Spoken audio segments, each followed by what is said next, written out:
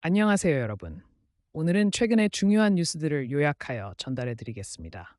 각 주제별로 세세한 내용을 들어보시죠. 첫 번째 주제입니다. 미국의 인플레이션 압력이 완화되고 있는 것으로 나타났습니다.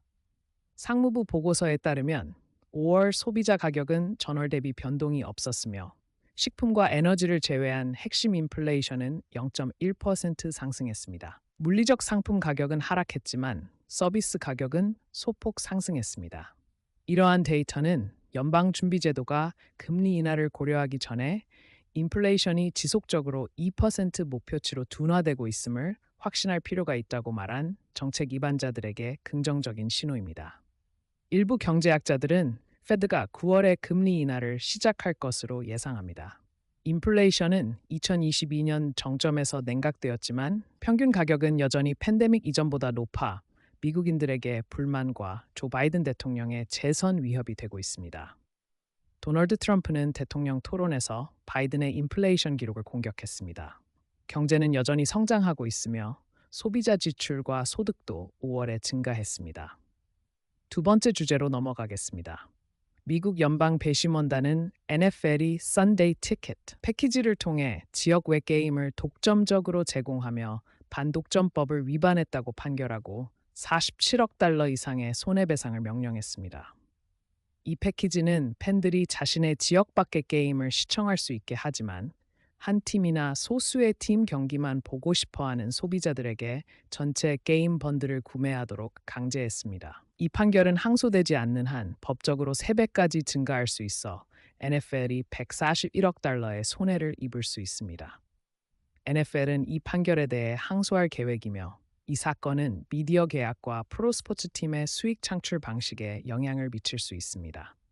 2015년에 제기된 이 소송은 DirecTV가 독점적으로 제공하던 Sunday 티켓 패키지에 초점을 맞췄으며 이제 유튜브 TV가 1년에 20억 달러를 지불하며 패키지를 제공하고 있습니다.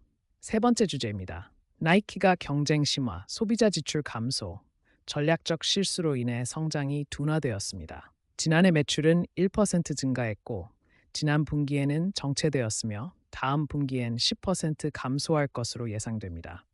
주식은 시간 외 거래에서 12% 하락했습니다. 소비자들은 비싼 운동화와 운동복 대신 기본품과 경험을 선호하고 있으며 호카와 언과 같은 신생 브랜드로부터 경쟁을 받고 있습니다. 나이키는 유통 전략 변경이 실패하여 일부 소매업체와의 관계를 재개했습니다. 네 번째 주제로 이동하겠습니다. 조 바이든 대통령은 CNN 주최의 대선 토론회에서 불안정한 모습을 보였고 이로 인해 민주당 내에서 패닉이 일어났습니다. 반면 도널드 트럼프 전 대통령은 세금 감면과 관세 인상에 대한 자신의 기록을 거듭 강조하며 여러 허위 주장을 반복했습니다. 경제학자들은 트럼프의 이러한 정책이 인플레이션을 촉발하고 미국의 부채를 증가시킬 수 있다고 우려하고 있습니다. 그러나 시장은 이러한 토론회에 크게 반응하지 않았고 투자자들은 인플레이션 데이터와 연방준비제도의 행동에 더 집중하고 있습니다. 토론회 이후 트럼프의 소셜미디어 회사인 트루스 소셜의 주가는 상승했으며 트럼프의 재선 가능성에 대한 투자자들의 기대감이 반영되었습니다. 한편 프랑스에서는 마크롱 대통령이 유럽 선거에서 패배한 후 조기 의회 선거를 발표했고 이로 인해 시장은 정치적 불확실성에 대해 우려하고 있습니다. 미국에서는 CDK 글로벌의 소프트웨어 시스템이 다운되어 자동차 딜러십의 운영에 차질을 빚고 있으며 월그린스는 수익성이 낮은 매장들을 폐쇄할 계획입니다. 이러한 사건들은 투자자들과 시장에 다양한 영향을 미치고 있습니다. 다섯 번째 주제입니다. 월그린스, 미국의 대형 약국 체인, 경영 악화로 인해 향후 3년간 미국 내 약 8,600개 매장 중 상당수를 폐쇄할 계획이라고 발표했습니다. 회사는 25%의 매장이 장기 전략에 기여하지 않고 있으며 이들 매장을 중심으로 폐쇄가 이루어질 것이라고 언급했습니다. 이러한 결정은 소비자들의 지출 감소, 인플레이션의 영향, 약국 마진의 감소 등으로 인한 것입니다. 월그린스는 비용 절감 계획의 일환으로 가격 인하, 경영진 재조정, 매장 최적화 프로그램 등을 포함한 전환 계획을 발표했습니다. 이 소식이 전해지면서 회사의 주가는 크게 하락했습니다. 여섯 번째 주제로 넘어가겠습니다. 사우디 아람코는 르노와 길리의 엔진 합작법인 호스 파워트레인의 10% 지분을 인수할 예정입니다. 이 거래는 호스 파워트레인의 가치를 약 74억 유로로 평가합니다. 노키아는 광학 네트워크 사업 확장을 위해 인피네라 코프를 23억 달러에 인수할 계획입니다. 이 거래는 노키아의 주당 수익에 긍정적인 영향을 미칠 것으로 예상됩니다. 사우디 부동산 개발 업체 다르글로벌은 미국의 뉴욕, 마이애미, 로스앤젤레스에 3억 달러를 투자할 계획이며 럭셔리 주택 개발을 위해 파트너를 찾고 있습니다. 비언카, 르노트와 동팽 모터의 지원을 받는 프리미엄 전기차 제조업체는 홍콩의 최종 조립 공장과 국제 본사를 설립할 계획이며 홍콩 최초의 자동차 브랜드를 개발하려고 합니다. 일곱 번째 주제입니다. IMF 총재 크리스탈리나 게오르기에바는 미국의 경제 회복을 활용하여 적자를 감축할 것을 미국 정책 이반자에게 촉구했다. 그녀는 미국의 국가 적자를 감소시키는 것이 투자자들이 미국 국채에 대한 관심을 잃지 않도록 하는 데 중요하다고 언급했다.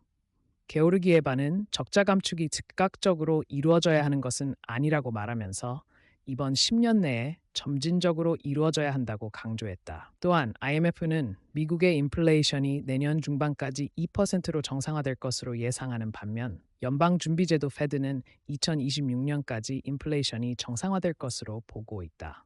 한편 세금재단의 새로운 분석에 따르면 트럼프 전 대통령과 바이든 대통령이 유지하고 있는 대외 상품에 대한 관세가 미국 경제에 해를 끼치고 있다. 이 관세들은 장기적으로 미국의 GDP를 0.2% 따라 고용을 142천 개의 일자리, 자본 재고를 0.1% 감소시킬 것으로 예상된다. IMF는 미국 정부의 예산 적자와 증가하는 부채 부담이 세계 경제에 점점 커지는 위험을 초래하고 있다고 말했다. 미국은 향후 몇 년간 부채 부담을 줄일 긴급한 필요에 직면해 있으며 이는 광범위한 소득세 인상과 인기 있는 복지 프로그램의 삭감을 필요로 할 수 있다. 그러나 IMF는 미국 경제가 최근 몇 년 동안 놀라운 성과를 거두었다고 칭찬했다. 마지막으로 여덟 번째 주제입니다. 유튜브의 조사에 따르면 14세에서 24세 사이의 셋세 중 65%가 자신을 비디오 콘텐츠 제작자로 여기고 있으며 이는 과거 인터넷 커뮤니티에서 대부분의 사용자가 콘텐츠를 소비만 하던 구경꾼의 비율을 뒤집는 것입니다. Z세대는 온라인 비디오를 시청한 후 자신의 코멘트, 반응 비디오, 다른 사람들의 콘텐츠에 대한 심층 분석 등을 업로드하며 이러한 상호작용은 팝 문화 주제에 대한 비디오에 대한 반응으로 자주 발전합니다. 틱톡의 짧은 형식의 비디오와 편집 도구의 인기가 이러한 참여적 인터넷 시대를 이끌었으며 유튜브와 인스타그램도 자체적인 짧은 형식의 비디오 서비스를 출시했습니다. 이러한 변화는 Z세대 사이에서 온라인 콘텐츠에 대한 신뢰도를 낮추고 동료들의 정보와 추천, 코멘트를 더 중시하는 경향으로 이어지고 있습니다. 오늘의 뉴스 요약을 마치겠습니다. 각 주제에 대한 자세한 내용은 관련 기사를 참조하시기 바랍니다. 감사합니다.